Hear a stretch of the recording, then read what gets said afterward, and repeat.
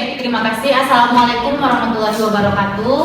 Waalaikumsalam warahmatullahi wabarakatuh. Selamat siang semuanya. Siang.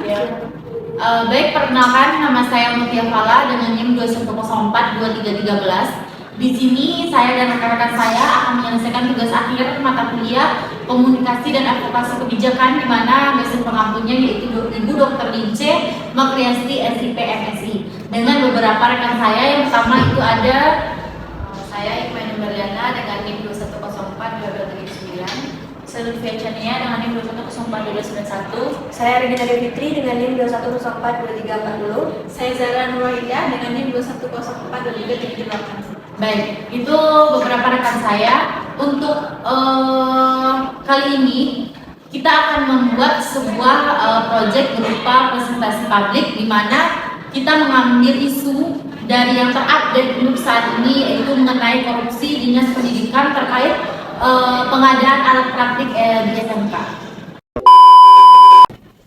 Baik, untuk korupsi ini, mungkin yang kata-kata korupsi ini sudah banyak yang ibaratnya ini sudah lumrah lah di kalangan pemerintah, di kalangan pejabat, atau di kalangan mana. Korupsi ini udah, kita aja, jangankan kita, pemerintah aja nggak tahu cara mengatasinya gitu. Sebuah tindakan mungkin yang boleh dikatakan sangat disalahgunakan hanya untuk kepentingan pribadi gitu. Sebenarnya untuk kasus ini, dengan kasus yang sebenarnya dengan total korupsinya yang 5,5 M lebih, hampir lebih kurang seperti itu, membuat banyak orang yang merasa dirugikan oleh tindakan mereka gitu.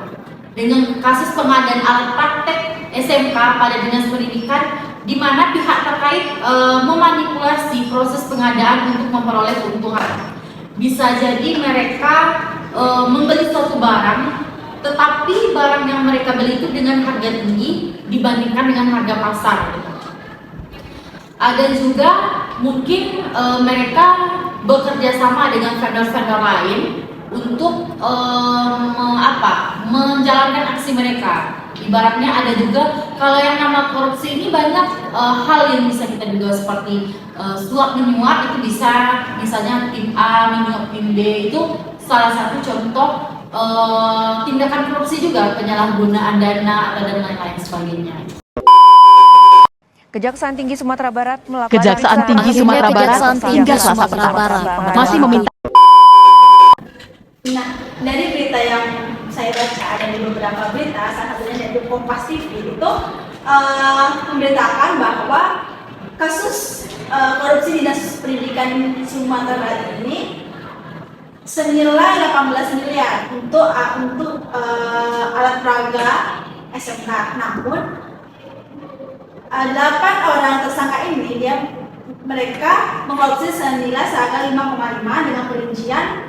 Yang pertama pada sektor maritim dengan jumlah 472 juta, sektor pariwisata 2,13 miliar, sektor hortikultura 1,44 miliar, dan industri 1,46 miliar. Nah, di sini 8 tersangka itu seperti namanya, yaitu seperti R selaku KPA, RA selaku PPTK, yang ketiga SA selaku ASN, yang keempat DRS selaku Kepala Biro Pemerintahan dan Otonomi Daerah Sekda Provinsi Sumbar, yang kelima E selaku Direktur Sivil Bunga Tridara, yang keenam S selaku Wakil Direktur CU CV Bunga Tridara, yang ketujuh S selaku Direktur Sivil Inovasi Global. Nah, ketujuh tersangka ini mereka ditahan di Rutan kelas B Anak Air Padang dan Lapas Perempuan Padang selama 20 hari ke depan. Namun tersangka atas nama BA sedang dalam pencarian orang.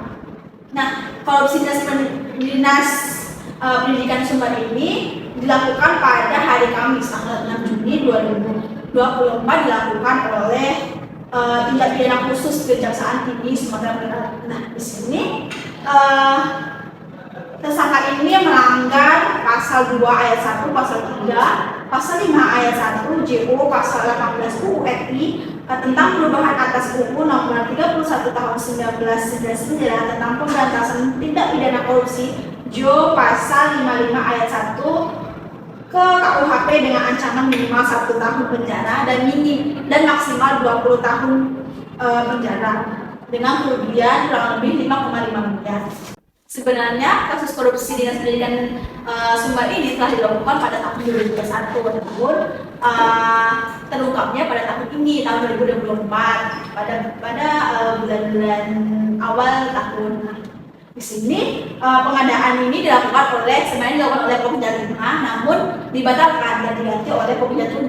Nah, pada penyidikan ini Kejaksaan Tinggi Sumbar melakukan penyitaan dokumen dengan cara penggeledahan di kantor biduk pengadaan barang dan jasa Sekda Provinsi Sumbar untuk mencari dokumen yang tidak ditemukan dan tidak dibawa oleh saksi-saksi pihak pengadaan, serta yang dokumen yang disita itu termasuk buku agenda, pencatatan surat masuk dan surat keluar. Nah, dan juga dengan cara penyitaan ponsel tersangka DRS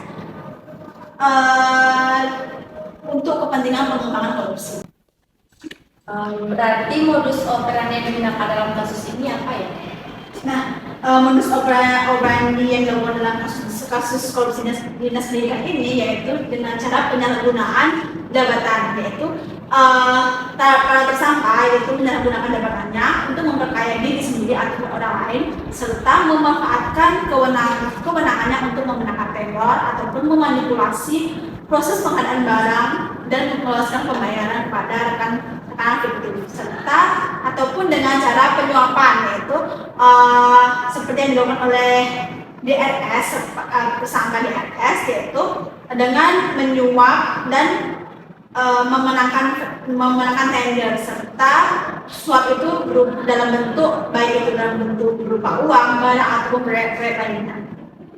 Tetapi bisa jadi juga ya untuk modusnya ini mereka bisa berupa pemalsuan dokumen pengadaan, misalnya seperti spesifikasi barang atau proposal penawaran mungkin dipalsukan oleh mereka atau dimanipulasi untuk memungkinkan vendor ini yakin dan percaya kalau proposal ini benar atau tidak. Bisa juga pembayaran proyek fiktif. Dengan beberapa kasus yang terjadi kebelakangan ini, banyak juga pembayaran bisa dilakukan untuk proyek yang sebenarnya tidak pernah dilaksanakan, atau mereka hanya membuat suatu program atau proposal, tapi sebenarnya kegiatan proposal ini tidak ada, tapi mereka hanya menginginkan uangnya. Itu bisa jadi salah satunya. Salah satu modus tersangka atau modus operandi untuk mereka melakukan tindakan korupsi. Modus operandi semacam ini dapat merugikan siswa dan lembaga dengan mengakibatkan penggunaan data yang tidak efisien, menurunkan kualitas pendidikan, dan menghambat kemajuan pendidikan vokasional. Berarti seperti yang dikatakan saudari Zahra, Ayah dan Pia tadi, bahwasanya modus operandi ini masih dalam tahap dugaan dan belum terbukti di pengadilan. Nah, pentingnya kita ingat bahwasanya setiap tersangka tersebut berhak atas praduga tidak bersalah dan pembuktian di pengadilan. Nah, kasus ini tentunya masih dalam proses dalam penyidikan. Nah, oleh itu Kejaksaan Tinggi Sumbar kita tunggu saja perkembangan selanjutnya dan berharap para pelaku korupsi dapat dihukum seadil-adilnya. Seperti pemaparan dari kasus yang tadi, tentunya kita harus tahu bagaimana peran pemerintah Sumbar. Nah, bagaimana sih peran pemerintah Sumbar terhadap kasus korupsi tersebut? Untuk pemerintah Sumbar dalam menghadapi kasus ini, yang pertama dengan pengadaan alat praktik SMK ini mungkin mencakup hal yang mengejutkan lah. Pertama yang awalnya mereka itu sangat digunakan bagi sekolah, tetapi hal seperti itu dapat merugikan pihak sekolah, pihak sekolah. Mungkin pemerintah Sumbar bisa melakukan cara dengan menyebutkan dan penegakan hukum lagi terhadap pelaku korupsi atau meningkatkan transparansi dan akuntabilitas dalam proses pengadaan barang dan jasa, serta penguatan sistem pengawasan pengadaan internal di dalam dinas pendidikan. Pemerintah Sumbar juga bisa kayak bekerja sama dengan penegak-penegak hukum lainnya seperti KPK atau kepolisian untuk menangani kasus tersebut. Karena secara menyeluruh mereka memberikan saksi yang sesuai dengan kepada pelaku korupsi gitu. Ataupun dengan cara melakukan reformasi birokrasi untuk mengurangi peluang terjadinya korupsi, dan itu tuh termasuk seperti penyederhanaan prosedur dan pemangkasan birokrasi yang tidak perlu, dan serta menerapkan sistem pengawasan yang lebih ketat dan menyeluruh di semua tingkat birokrasi. Terus bagaimana respon pihak yang dirugikan terhadap kasus ini? Nah, respon pihak dari kasus ini yaitu seperti terhadap siswa, guru, atau orang tua atau masyarakat ini memungkinkan adanya protes atau demonstrasi untuk menyuarakan ketidakpuasan mereka terhadap tindak korupsi yang dilakukan oleh Dinas Pendidikan Sumbar. Nah, mereka dapat menuntut dengan cara transparansi dan keadilan serta meminta pertanggungjawaban dari pihak-pihak terkait, serta dengan cara melakukan pelaporan dan pengaduan seperti kepada kepolisian, kejaksaan ataupun KPK yang dengan mengadukan kepada omnibus law atau lembaga pengawas lainnya.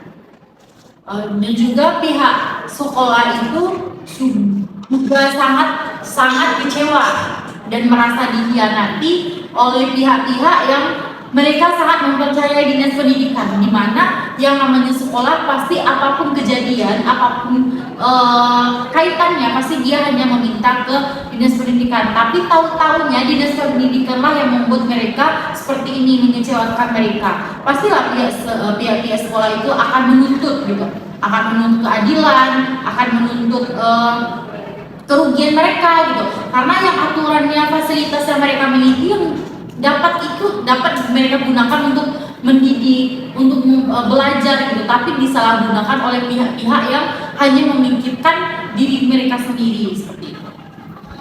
Nah, selain itu, jika tidak mencapai dari puncak keadilan, mungkin bisa saja dari pihak yang dirugikan ini akan melakukan advokasi dan kampanye publik untuk menekankan pemerintah dan lembaga terkait agar menindak tegas pelaku korupsi tersebut untuk menuntut keadilan dan mendesak agar perilaku tersebut dihukum setimpal. Pihak yang dirugikan juga dapat merasa terganggu karena korupsi dapat menghambat kemajuan pendidikan vokasional dan berdampak negatif pada kualitas pendidikan yang diterima oleh siswa. Selain itu, pihak dirugikan juga dapat merasa perlu untuk mengambil tindakan hukum atau melaporkan kasus korupsi tersebut agar pelaku dapat diadili dan diberi sanksi sesuai dengan hukum yang berlaku. Jadi untuk pembahasan ini dengan isu yang kita angkat ini mengenai korupsi di Dinas Pendidikan ini, mengenai pengadaan alat praktik SMK ini, mungkin dapat kita simpulkan bahwa perlunya penegakan hukum yang serius dan harus ditindaklanjuti secara tegas. Dan pemerintah Sumbar pun harus mengambil langkah-langkah yang konkret untuk mencegah dan memberantas korupsi ini semua tingkatan. Masyarakat juga dapat berperan aktif karena masyarakat kan anaknya masuk ke sekolah, jadi mereka berhak, apalagi kayak seperti di SMK, ada SMK yang membayar, ya orang tua merasa dirugikan dong, mereka udah bayar, totalnya dikorupsi sama orang yang hanya memikirkan diri mereka sendiri, ya harus masyarakat harus komplain atau mengambil tindakan juga gitu. Dan serta mereka harus bisa bekerja sama dengan semua pihak yang bisa membantu kasus ini dan sampai tuntas. Dan untuk sebenarnya untuk diingatkan kepada para korupsi, nggak akan ada orang yang bakal sadar akan korupsi. Mungkin untuk kasus ini mungkin sampai di sana kita bahas dulu. Mungkin next time kelanjutnya kalau ada nanti kita bahas lagi, kita kaji lagi. Mungkin itu saja saya akhiri. Wassalamualaikum warahmatullahi wabarakatuh. Terima kasih buat rekan-rekan semua sudah bisa untuk rapat presentasi publik untuk kali ini. Terima kasih.